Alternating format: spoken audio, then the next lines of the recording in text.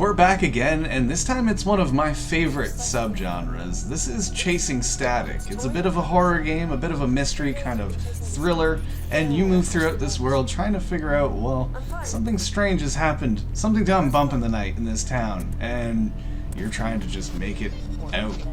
And it does get brutal. There is a lot of different kind of aspects to this game as you go throughout. But being one of my favorite subgenres, I think we had a bit of a different experience. What was your first impression getting into this one?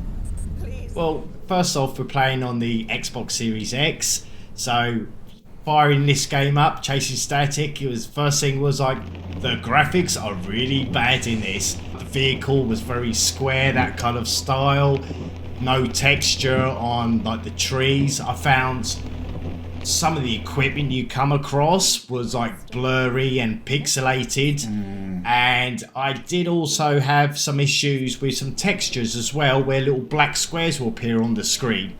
So that wasn't a very good start for me. How about yourself?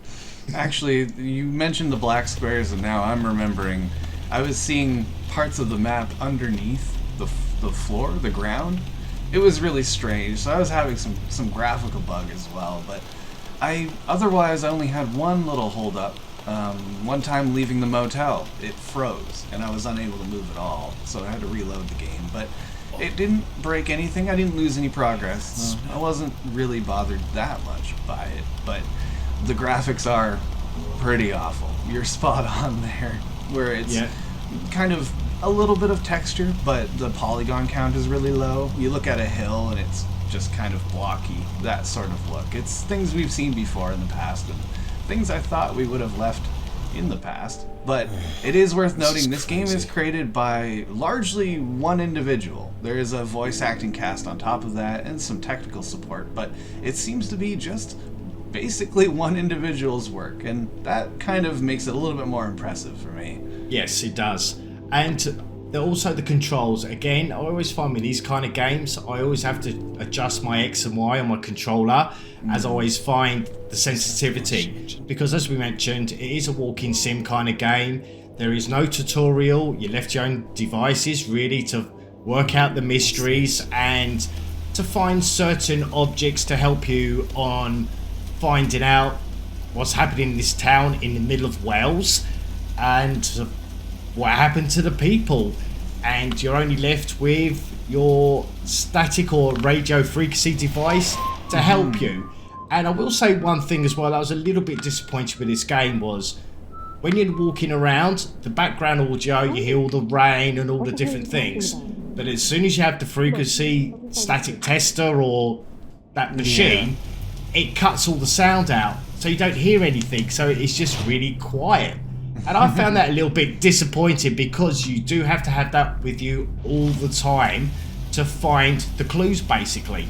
Yeah, there are sometimes you'll find an audio log or a note, and it'll reference, I've buried the keys out in this part of the woods, and you can kind of stumble your way through. Or you use this little device and you find the static. There's beacons that you're finding, and chasing static means a lot in the story, so I'm not sure how much I want to give away, but you're experiencing other people's kind of past, their present perhaps. You're interacting with a lot of characters from another kind of plane of existence. That's where the static comes in, and that static noise is sometimes your only hope, because like myself, you may be stuck in some places that you just cannot find the item, and it is exhausting. That's something that I'm not sure how to gauge that objectively, because subjectively, everybody gets frustrated when you're stuck in a room and you can't find out what to do, but that breakthrough of actually,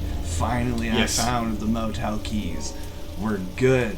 Finally I discovered, and here's a hint, the phones are a fast travel system, at least towards the end. That might help you find the last location. It certainly did for me.